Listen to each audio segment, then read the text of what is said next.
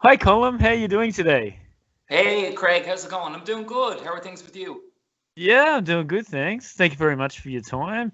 I know that you're a busy man with all your music and so I thank you for your time. So my first question is, how are you doing in the pandemic? Is your family staying safe? And how is it going in Ireland? Yeah, things are good. I mean, with my own family, my mom and dad wouldn't be the two most social people in the world. They weren't exactly ripping up nightclubs before this all started, but they're two quite humble people. We have two dogs at the moment, a golden Labrador named Boomer and a little Jack Russell called Jack, and their time is well occupied with those two. So they get in their daily walks and all that stuff. Not just the dogs, my mom and dad too, you know. So yeah, Yes. we're staying as sane as can possibly be. Yeah. And for Ireland, is it starting to sort of break away from the lockdown, or is it still just being cautious at the moment? Well, I feel sometimes, Craig, that it's like one step forward, two steps back. I mean, Yes. there was a point around sort of mid-August where we were at 2 and 3 cases a day, and then with the reopening of the schools, that seems to have gone back up into the 200s and 300s. But Oh dear. from, as you know yourself, like from the height of things in April and May, I kind of figured fairly quickly this was going to be a fluctuating kind of situation. So, and as you know yourself, nobody has really got any hold on it. This is a brand new thing for all of us. So, Yes. and especially, I mean, I think, and certainly for me, the most disappointing thing is how much it's decimated the arts in this country. I mean, Yes. from live performance to even something as simple as going to a museum for some people. Going Yes. to a cafe to listen to some live music during the day, to meet up with a friend. I mean, at the moment, people are being encouraged not even to go into restaurants. Everything is outdoor Wow. seating and that kind of thing. So, yeah, we're getting there slowly but surely. My fingers are crossed that maybe by the end of the year, there'll be some margin of difference, you know? Yeah, absolutely. And did you have to cancel anything during this period? Did you have gigs booked up, or did you have like a tour or like recording time? Man, like you wouldn't believe. Yeah. I had dates in the United States from April to July of this year, which every one Ah. of them were cancelled. I was also supposed to be in Japan in November, doing a few gigs. It was going to be like half holiday, half kind of a mini tour. That's all been cancelled. So it's been, on one level, it's been excruciating. But if you sat down and thought about it for too long, you'd go insane. So I'm just Yeah. trying to keep the sunny side out as much as humanly possible, you know. Yes. Mm. And have you rescheduled these tours, or is it just like just a wait and see? You can't really plan anything at the moment because it's uncertainty, right? It's a real question of wait and see. I mean, anyone who I've Yeah. spoken to who's been doing gigs abroad, everything's just been put on pause and kind of will be revisited in 2021. Now, as far as Ireland goes, we're kind of on standby all the time because there's small gigs happening. There's like 48, 50 seater venues or venues that would have usually held 300 and 400 people that are now to accommodate like small Oh, that's clusters of people. And they're happening all around the country at the moment, in particularly in Dublin where I am. There's some, and then there's others that are being pushed out to December. So it's a very uncertain time, and I'd love to start. I have it in the pipeline between myself and my manager to organise some sort of restricted seating gigs between now and December. But what the typical situation is, you organise one that gets cancelled, and then another one pops up. So it's a crazy time. There's no question. Yeah, absolutely. So, in this time, then, have you been writing new material? Have you been sort of doing online gigs? Tell us a little bit about that. Well, back in April, sort of late March, early April, when all of this kicked off, I realized that this is probably going to be the only situation where all we have is time. And, Yes.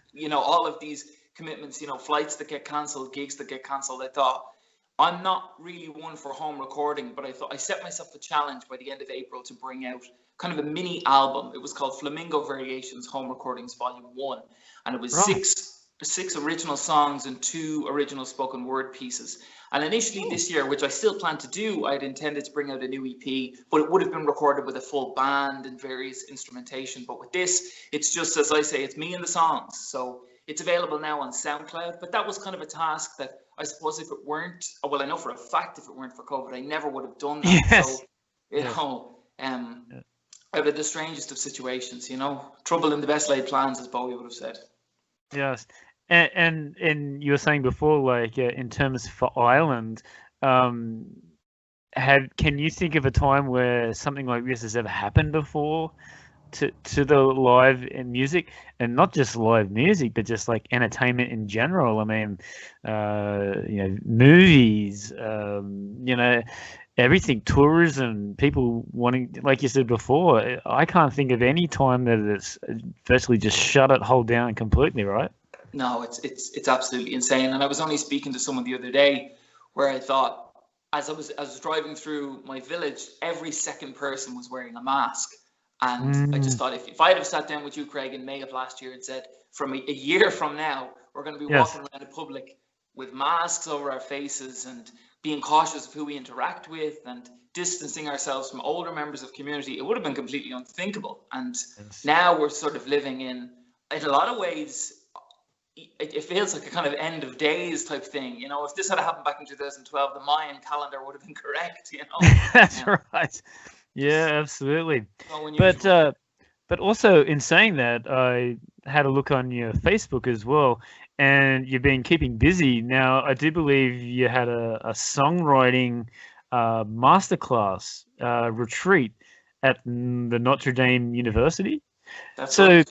so tell us a little bit about that. I'm very interested to hear about this. Well, that was so I was approached in late July by sort of some group members from Notre Dame University. Those who wouldn't be familiar, Notre Dame is one of the big Ivy League colleges over in the States, but their global center is based in a place called Kylemore Abbey, which is, I've been describing it as like a Hogwarts in the hills of Connemara in the west of Ireland.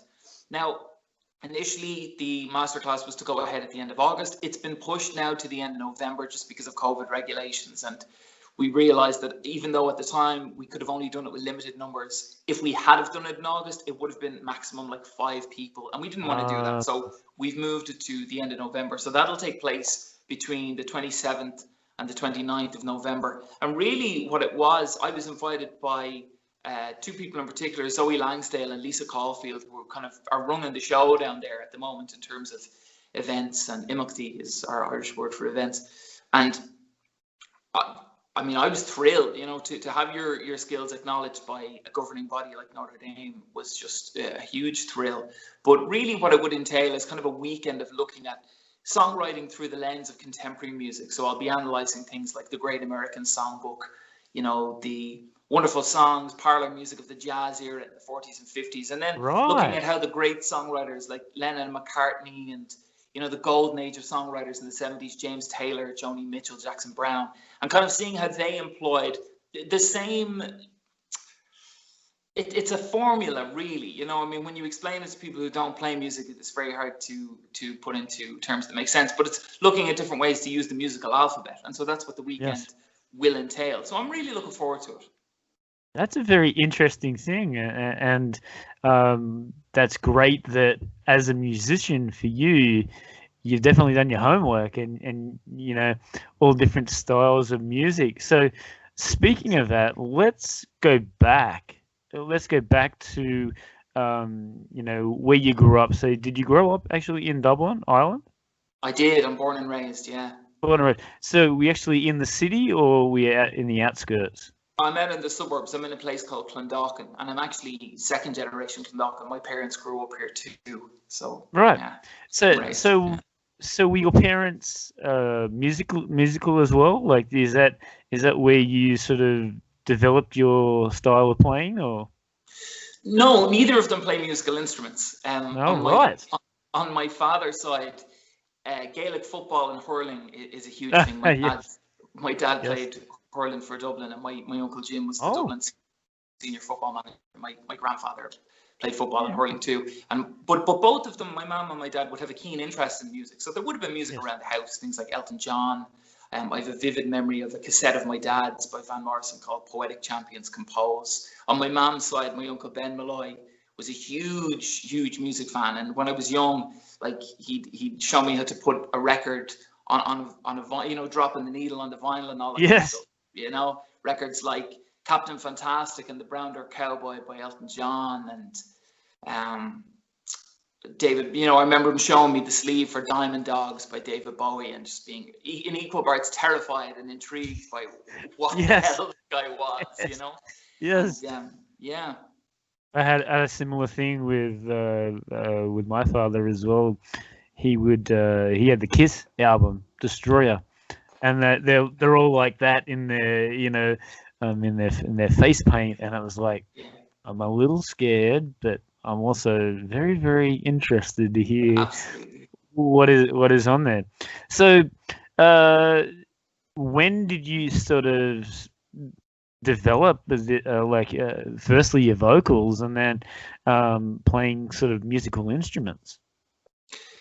Well, on my dad's side, my grandfather Jimmy Gavin was, he wasn't an Irish folk singer in the traditional sense of the word, but I always refer to him as such because at parties he would stand up out the blue and start to sing "The Isle of Innisfree" or "The Mountains of Mourne," or "Red as the Rose." And so our summers, my grandfather and my grandmother Jimmy and Ann Gavin come from West Clare, and my summers growing up were all spent down in Clare. And if you can imagine Clare in the 1990s, we think about the world today and how far we've moved forward.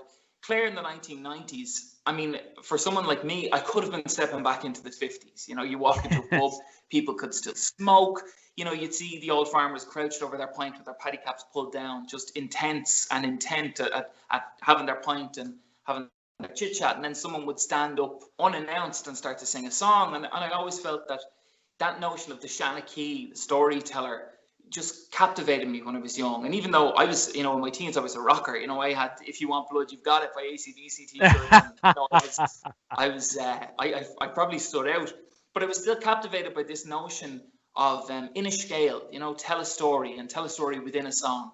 And I just thought, some of these men who are long gone now, but at the time I would have seen men in their late 70s, early 80s stand up and sing of an Ireland that was just so far out of reach for them at that time. And there was something very poignant and very moving about it. And I think that stayed with me even today. When I write stories, there's a barometer in the back of my mind that is probably set to that clock in some ways. Yeah. So that was certainly my first introduction, that this is something that you can do. I didn't know at that time people could do it as a living, but I knew it was something that could be part of the fabric of your life. Yes. And is that something that's popular still in Ireland, or is it sort of gone away from that? More like a modern sort of. Could you actually go into a pub like before COVID and see these people still doing this? Absolutely, you could. And in Clare in particular, there was a fantastic pub in Curraclare Village. I want to get all my locations right here. Welch's pub. Now, unfortunately, since it's shut down, but it was run by a wonderful man, Arthur, who I believe has passed away since. And they had what was called the Chapel Gate Singers Club. And what they do is they had an old stick like a shillelagh, I think you call it. And once you passed the shillelagh, that was your turn to sing. And that was happening right up until COVID. So those sort of traditions do still happen, yeah. It's interesting. I met some Irish people here in Australia, and they were trying to get me to do this at one stage. We were just at a bar, and I didn't know what the hell to do. And these guys were so good at what they did, and so it's a bit of a talent to actually do that, to just off the top of your head, just all of a sudden just go straight into like a poem or like a like a spit. It's just great, fantastic. Absolutely. So tell us, so you developed when did you sort of develop? What was that age that you sort of developed that singing, or doing that sort of style? How old were you? Well, I never really got engaged. That's a style that we would refer to as sean-os, and sean means old and nos means style. That was just something I would have witnessed as a kid. But I became interested in music when I was probably about 11 or 12. I'd been on a holiday with my family in Florida, and my dad rented out this sort of big people carrier. And as we would drive from sort of Disneyland to Universal Studios and beyond, there was these golden oldie stations. And for the first time, I heard groups like the Eagles and Bob Dylan, the Byrds, Jackson Browne. I was hearing all this for the first time. And when I came home from that summer, I had convinced my mom the summer previous to buy me a guitar, and now I was just adamant. I was like, this is what I want to do. And in 2005, I went to the Clondalkin School of Music, which is kind of our academy of music. It's very reputable around Dublin and Ireland. and it's run by a guy called Peter Stanton. And Peter, in his teens, was in the Army #1 band in Ireland, which at the time, if you were familiar with it in the military, was about as prestigious as you could get as far as musical ensembles would go. And he was a French horn player, but he went through various changes in his musical life. And in '95, he opened the Clondalkin School of Music. And 10 years after that, 2005, I joined up. And it was one of the things that people of my age would have discouraged you from going to the School of Music was it was very theory driven. So from the very beginning, we were taught musical notation, to identify key signatures, and also in day-to-day life to be able to interpret, like, a fridge humming. Is that in the key of A or is that in the key of G? Things like that. So I was very fortunate. My musical ear was developed, whether I wanted it to be or not, when I was quite young. And so through the School of Music, I studied classical vocal singing, piano, guitar, and then would have been introduced to different stringed instruments like banjos, bass guitar. The only thing I never really developed was my rhythm, which is still absolutely crap. So I was never good at percussive instruments or anything. And I can't dance for the life of me. So that's my cross to bear, Craig, That's right. So you were saying that, you're supposed to go to the US this year. You were in the US before. So was this like a family thing or a holiday, or were you actually going over there to sort of pursue this sort of musical career? Oh, this year it was completely a tour. There was no holiday aspect to it all. This was all just work. Over the years, like, it's something I've always wanted to do, and I've kind of reached a point in Ireland where I can put on a show. I mean, listen, we're all terrified. It's like your 21st birthday. You just hope people will turn up.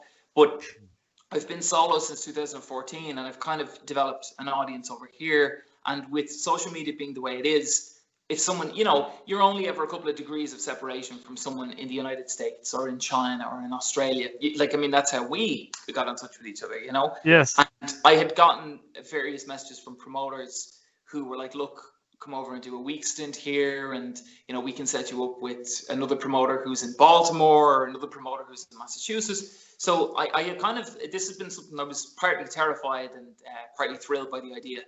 And my music has always been quite well received in the States. At a period in time, I'd get more airplay in Oregon than I would in Dublin, but that's just the jigs and reels of it. So that would have been between April and July of this year. I'm hopeful though, when things do clear up a little bit, maybe 2021 we can do all that again. Yeah, right. So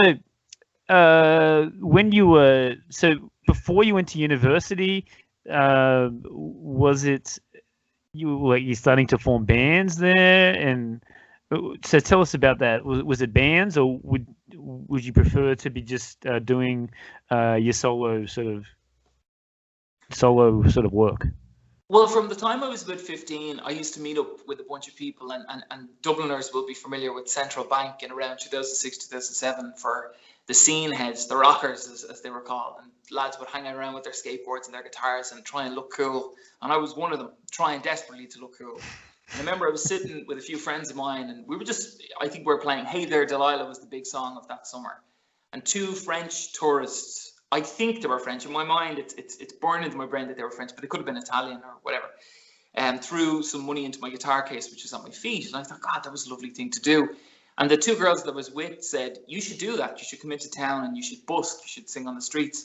So from about summer of 2007, I would busk intermittently. I would go in every couple of weeks. I'd tell my mom I was just going in to buy CDs because I was too embarrassed to tell her that I was going to sing. And I'd sing on a street corner. And busking was something that throughout my life, from the age of about 18 to 21, I busked consistently on Grafton Street in Dublin. And in school I was in you were in whatever band you could get in, Yeah, that's right. Yes. If someone said to you, we need a bass player, go out and get a bass, you'd borrow one and you'd learn your C, G, F and E and your minor pentatonic scale and just to be in a band. But I think I was too interested in the folkies of the 60s, so the lads were like, listen, you can't be in our punk band because you're just in wrong stuff. But when I was in college, I formed my first band, which was called Shiloh Palace, and there was 5 of us. And, we played a lot of college functions, and we would have played on the college music circuit and all around Dublin, and whatever night that we could possibly get booked on, we'd play. But it was a great learning experience. It was my first time fronting a band. I think everybody had their own interests. You know, some were like, this is something I'll just do in college. Others were going to travel after they left. Yeah. And so in 2014 was when I went solo. But yeah, throughout the years, it would have been in various musical situations, I suppose you could say.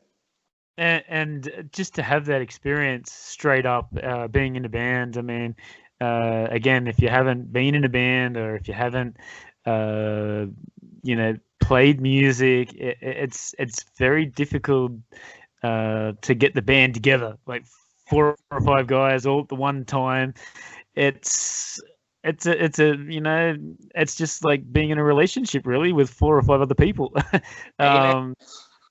So good times. Do you have any stories about those bands before you went solo? Any particular stories? Yeah. Absolutely, yeah. Stories that I can share now is a different thing. Yeah, I mean, I was in Griffith College from about 2009 to 2012, and that's sort of just slap bang in the centre of Dublin. It was a musical degree? No, it was actually a degree in journalism and visual media, so it wasn't music related at all. But the guys, in college you meet like-minded people, and there was a musical society that was developed by a guy, David Kozak, who is still highly involved in the music scene in Dublin. And he was putting a multitude of bands together, like he had a strictly percussive band, he had a blues band, and I met him one day outside the canteen, and he says, I've seen you with a guitar, so I assume you're in some way musical. And so we got talking and really hit it off. He was a fantastic guy. And through that, we'd meet other like-minded individuals, and it eventually became like a 5-piece band. And it was fantastic. We played, like I said, a lot of the big college functions, and doors opened very, very quickly. One of the girls in the band, her boyfriend was a broadcaster on RTE at the time, which is our nation's big broadcaster in radio and television. And he got us on a show, and that was a huge deal, because as far as we were concerned, if you were on RTE, you'd made it. And that was, I remember going into college on the Monday morning, and that was just a really exciting time. There's loads of fantastic memories, but kind of like what you said, it shaped a lot of things, because I certainly felt at 19 I wasn't the musician I am today, and when I look back, I can kind of see all the holes in my game, so to speak. Yes. It was a wonderful, wonderful learning experience. And they're all good memories. There's no negative connotations with them at all. Now, did any of those band members go off to do their own musical career, or is it they just sort of faded away, or are you sort of the one waving that flag for that band? The only other that I'm aware of is the drummer, David Kozak. And David, for a long time, was involved with a David Bowie tribute group called Heroes from Mars. He's a fantastic percussive musician. He just, he could sit at a set of bongos or a drum kit, as was always the case with us, and just take to it like a duck to water, and was always an incredibly intriguing guy. And I know he's involved more in the promotional aspect of it, and he runs a radio show of his own. And our paths just don't cross anymore. He was very much involved in the corporate music scene. I was involved in the original music scene. And so a lot of times, anytime I do a Q&A on Instagram, I get asked the question, would you guys ever work together in the studio or anything, considering that you're still on the scene? I'd never rule it out. I always loved working with David. It's always just a question of, are we busy or are we not busy? So you never know what could happen. I think with music in general, it's sort of like a never say never, and that's the beauty about music. Age isn't really like a factor with some of the jobs. It is a factor. So you can pick up a guitar anytime. You can record anytime. It's just I just like that about playing music and playing guitar and being able to do that. So I can't wait to get back to Shanghai and join my band and play some music again. So so you go through that band, and then you go solo. So how did it start? How did you sort of develop? I know it's a cliche sort of question, but how, when you first started going solo, how did you sort of start writing your own music? Was it difficult? How do you set it up? Is it a riff? Is it melodies? Is it what factors was it at that time? Well, one of the things I should stress is that through all of this period of time, I was still in the Clondalkin School of Music, so I was regularly attending musical lessons. So my musical knowledge was growing as well, and I spent ultimately 15 years there. So I, both through my teacher and just through studying musical academia, I was constantly learning. And like, you know yourself as a musician, it's all about the theory and have space occupied by something that wasn't there beforehand. But it was different because now when I sit down with the guitar to write, I'm used to thinking of drums, bass, lead guitar, keyboard, and now it's just me. And of course, like I could have gone into the studio and made a record and dubbed all those things. But I think the most daunting thing was stepping on a stage for the first time and not being able to turn over my shoulder and see my pals there. You know, it's kind of like going into battle without your comrades.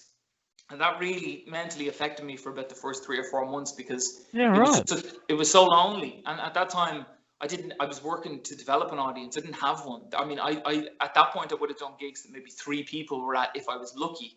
And it was just a really lonely place. I never considered stopping for a moment, though. You know, my goal was always, I'll do this forever. And I was reading books about the law of attraction and the power of manifesting things into your life. And when I'd be playing to 3 people, I'd try and visualize 300. And thankfully, those manifestations came to reality. But it would be, at that point, it would have taken another year or 2 before they did. Right.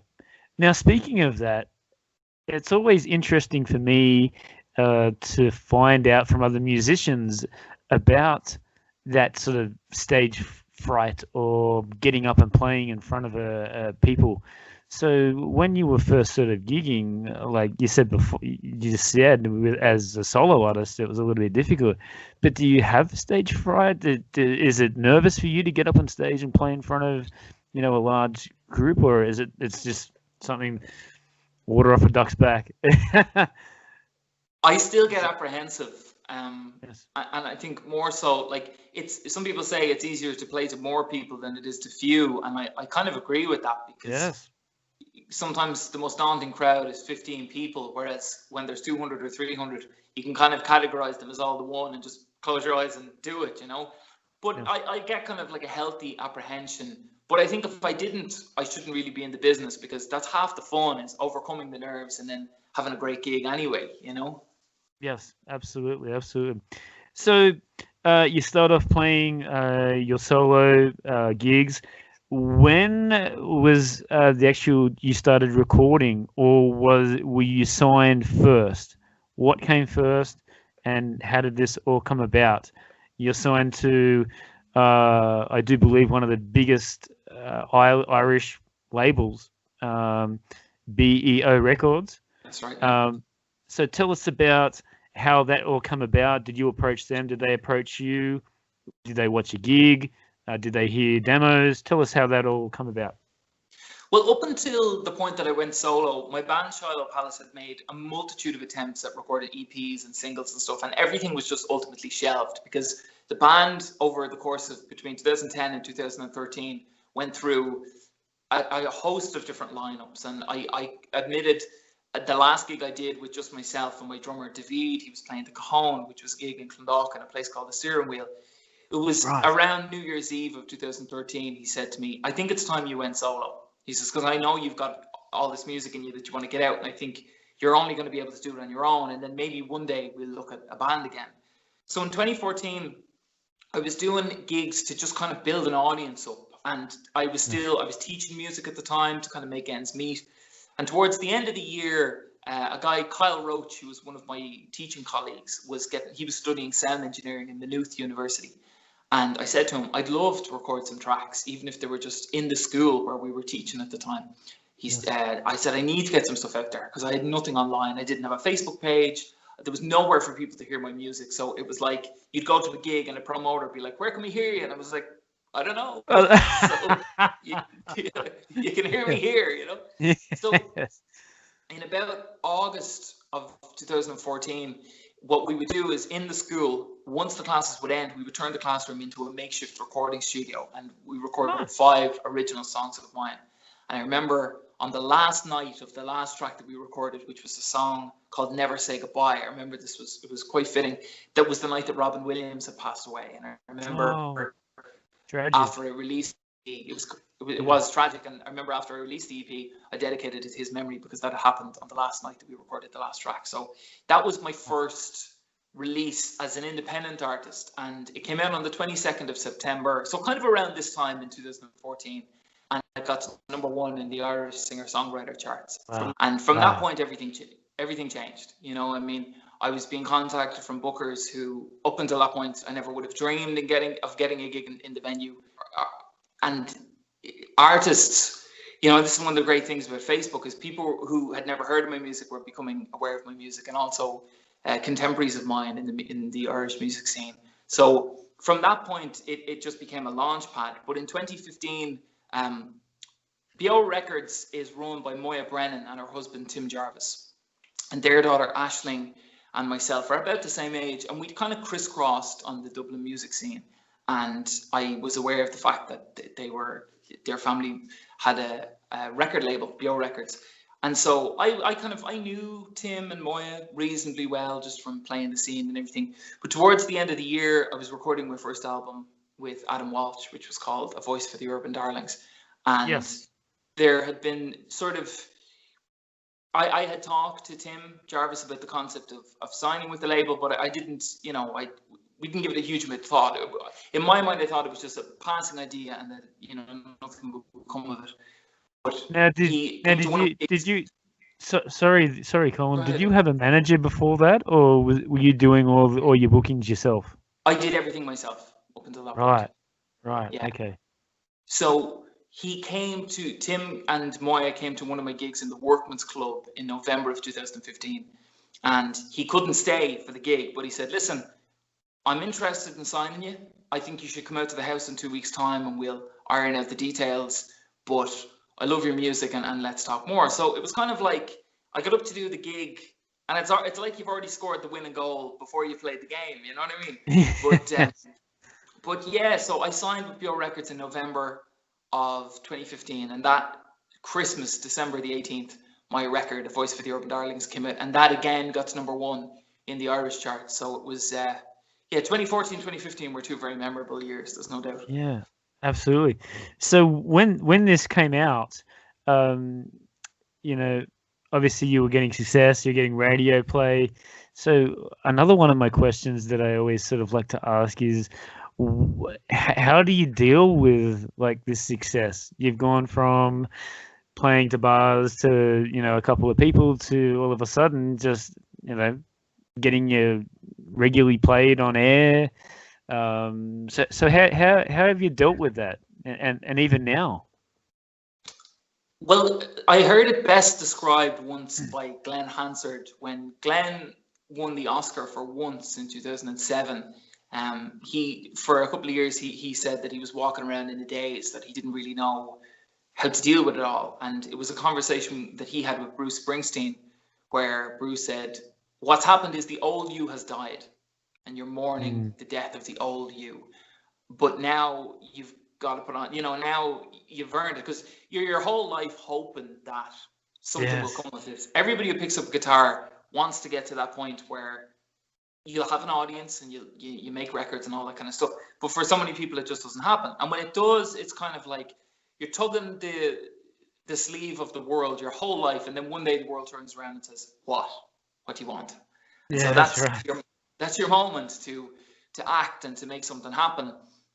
But I think for me, of course it was a dream come true, and it is, and I'm so lucky to get to do what I do every single day.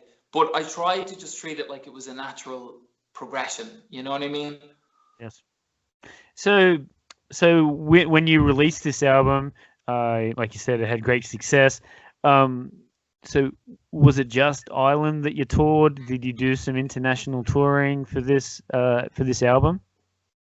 At that point, it was all Ireland. All of my promo work would have been in Ireland, and any touring dates that I did and promotional dates would have all been Ireland. But the the desire to go abroad was always there. I think with me, like, I was very fortunate because when I got signed, there still would have been, and still is, lots of people who aren't familiar with my music. I mean, I'm not a Dermot Kennedy by any stretch of the imagination, but I always wanted to feel like I had an audience in Ireland. And by that point, Yes. you know, I could do reasonably big venues. But for me, the test of longevity with an artist is like, can you put on a tour every year and fill auditoriums? And so I still wanted to develop that audience in Ireland that I felt at that time was still kind of lukewarm to my music, you know? Yes. And then going after the tour, after the promotion of this tour, you know, you obviously went back into studios. Now, have you released another album since that, or as far as I can read, it's just been singles after this. Is that correct? Officially with BEO Records, it's just been singles. But this year I released, as I was saying, the album that I recorded at home, Flamingo Variations. But I'm hoping that I'll have another official release with BEO Records around Christmas time this year. Christmas time this year. Wow. Okay. And would have you released that before COVID, or, you know, was it because of COVID? Is that the reason why it's been pushed to the end of the year? Yeah, I think initially in my mind I was hoping to have it out for the summer, and Yes. because I couldn't assemble the musicians that I wanted due to COVID restrictions, that had to go on the back burner. But sometimes these things work out as happy accidents, you know? So I'm kind of just trying to trust in the fates and hope that this was all meant to happen when it was meant to happen, you know? Yeah, right. So you've had plans to go to the US. Are there plans to come to Australia? And have you been to Australia? Have you been to Australia? I've never been to Australia, but one of my songs, Bye Bye Little Bird, was in the top, I think it was number 3 or 4 in the top 10 in Canberra recently. Right. There's a radio station of theirs, I can't think of the name at the moment, but I'm lucky, like I have a really good online musical distributor in A-Train Music, and they're based in San Francisco, but they push my work out to all corners of the globe. So yeah, I mean, if the opportunity was there, I'd take it in a heartbeat, no doubt. Mm-hmm. Absolutely. We're very welcome to come out here and tour. And also, I'm actually living in Shanghai. I'm here in Australia, but Shanghai as well. I think you would fit very, very well into the China. And you said you were going to go to Japan. If you're going to go to Japan, you must come to China as well. It's got a very, very good music scene. It's got a very good underground music scene, and there's a lot of people there that appreciate that, you know, this style of music. So I really do think that you should, if you're going to go to Japan, go to go to China as well. Have you had any sort of interest with radio or with any sort of broadcasting over in China? No, not at all. And to be honest with you, I always felt it was maybe a market that was difficult to penetrate, because I know censorship is a big thing, you know, with regards to the internet in China. But in Japan, I've had one of my singles, Rolling River, was number 3 in their charts. So and you know, again, I don't know how these things happen. You know, yes. Like if I tried to think about it, I'd get a brain melt. But no, I'd absolutely love to. I mean, I'd love to see as much of the world as humanly possible during the time that I have. So if China's on the cards, then China it is.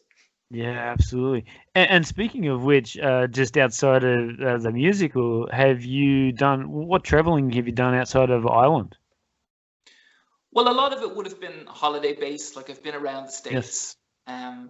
San Francisco, Los Angeles, Las Vegas, parts of Europe, Belgium, you know. And there's more places that I'd love to see than I have seen, you know what I mean? Yes. Like I'd love to go to Italy. I've never been to Germany. I'd love to go to Berlin. So Yes. Obviously Australia. Yeah, there's dozens of places. So what can you tell the listeners here in Australia, especially, about this upcoming album? What can we expect from it?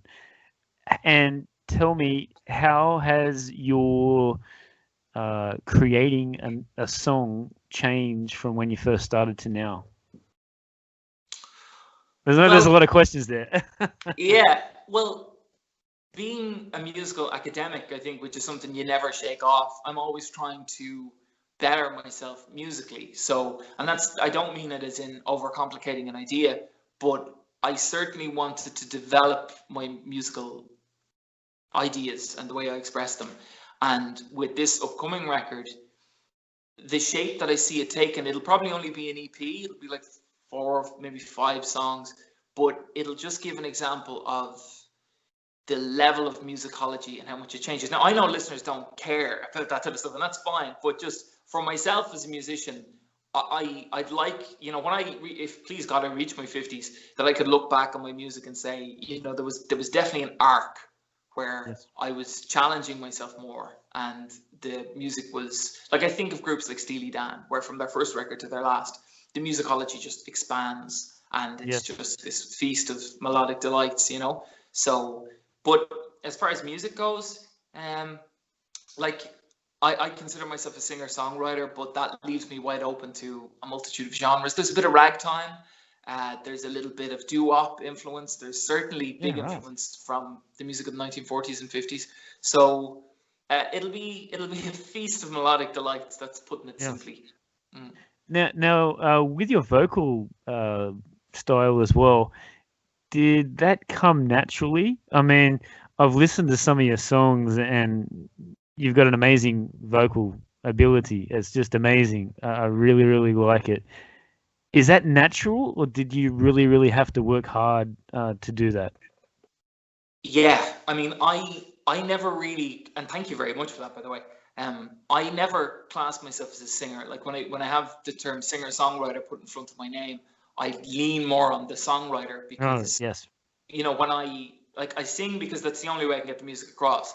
But I never would have rated my voice, and it took a long time to get comfortable with being a singer. And I guess as a teenager, being in bands, like if you're playing screamo punk music, you don't hear yourself. So that's right.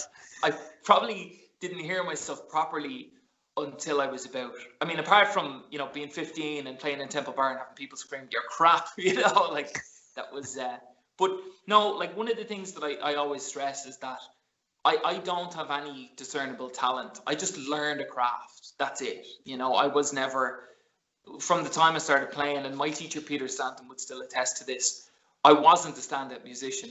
I don't even class myself as that now, but I'm always open to learning, and I know that it's in the process, it's in the practice, it's how much work you're willing to put in that you'll get back out of it.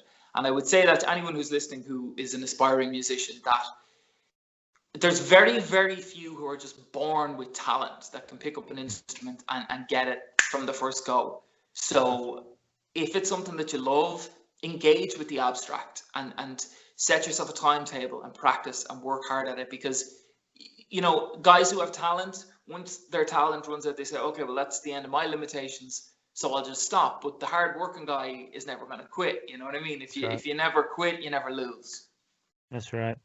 And I like the musicians that are out there to do it because they want to do it, and it's a passion for them, rather than seeing like them just doing it for the money and doing it for the, you know, oh well, you know, you can tell as well when you see a person play live, you can just feel it, you know, that there's sort of passion for that sort of absolutely income. So, Colm, what does the future hold after post-pandemic for Colm Gavin? Well, at the moment, like if COVID had never happened, I've kind of reached a point in Ireland where, you know, what I was looking forward to doing this summer is there's a great venue called the Button Factory, and last year I put on 5 shows that were all sold out shows, and that'd be like a 350 capacity venue, and I was just hoping to do a lot more of that kind of style, like playing in theatres as opposed to bars around Ireland. So if COVID hadn't have happened this year, that's what would have happened. And in conjunction with that, just sort of, I've always, like, my music up until this point has been very well received in the States. And so I'd love to just get into the heartland and tour around the States for a period in time too. So a lot of touring. I mean, obviously a lot of new music being released, and just climbing that ladder, Craig, you know? Yeah. And have you ever thought of moving to the US, or is Ireland always going to be your home? Ireland's always going to be home. Yes. I'd love to always have Ireland as a home base. I wouldn't rule out like living in New York for a couple of months because I've always had a huge fascination with the city. Yeah. But I think Ireland will be where I'll always put roots down. You know what I mean? Yeah, absolutely. And I should have told you before, my last name is Maguire as well, Yeah. so very Irish based. We go way back with my family. Enniskillen, right? Enniskillen. Really? Wow. Yes, yes. So Wow. I would love to visit there one day. I still haven't been there. It's crazy. Anyway, sorry, Colin, tell us about, is there anything that you promotion up and coming, and tell us about your social medias where our listeners can find you. Well, I think the two sites that I'm most active on are Instagram and Facebook. So I'm just all one word, Colm Gavin on Instagram, COLMGAVIN, and I'm Colm Gavin Music on Facebook. And I'm always trying to post new content as regularly as possible. Most recently, I did a collaboration with a wonderful Irish singer, Isabel Jennings. Myself and herself did a version of my song, Some American Waltz, and that's kind of all over my social media at the moment. But I may do one or two more online gigs between now Oh, and yes. Christmas, but I'm kind of hoping, I'm leaning on doing some, with limited capacity, some live gigs, or certainly around Dublin for the moment anyway, because in Dublin, we're not really supposed to be traveling outside of Dublin. So, yeah, if you just keep your eyes peeled on my social media, and if you're interested in hearing more of my music, you can just go to Spotify or SoundCloud, iTunes, Google Play, Amazon Music, all good streaming services. So, And your YouTube channel as well, which has got a few of your film clips as well, right? yeah, there's some of my stuff on YouTube. I'm brutal with updating every form of social media. So some sites, like at the moment, I think SoundCloud is probably the most up to date with music. But yeah, you can check out some of my back catalog, which is on YouTube too. Absolutely. All right. And we talked about it a little bit before, but you know, as an inspiring, what would you say to like an inspiring person that you know is not quite there, but you know just is just waiting for that time. There's lots of people out there, all around the world. So, you know, what words would you give to someone that's like a struggling musician? Well, some of the best advice I've ever been given is better to be ready for an opportunity and not have one than to be given an opportunity and not be ready. I think the people who are most open to grabbing an opportunity for success or any degree of achievement are those who are constantly moving in one forward direction.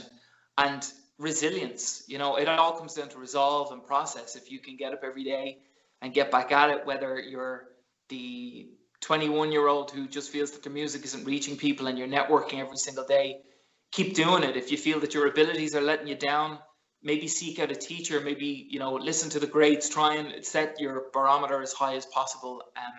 Not in regards to achievement, but just developing the best version of yourself, or the best that your music can be done at. I would just say resilience more than anything. Like if anything has stood to me, and I would be, I would be loath to usually give advice, but one thing that stood the test of time was just cultivating an image in my mind of what I wanted, and then following that heartbeat, just taking the Yes. necessary steps that brought me to where I wanted to be and where I needed to be.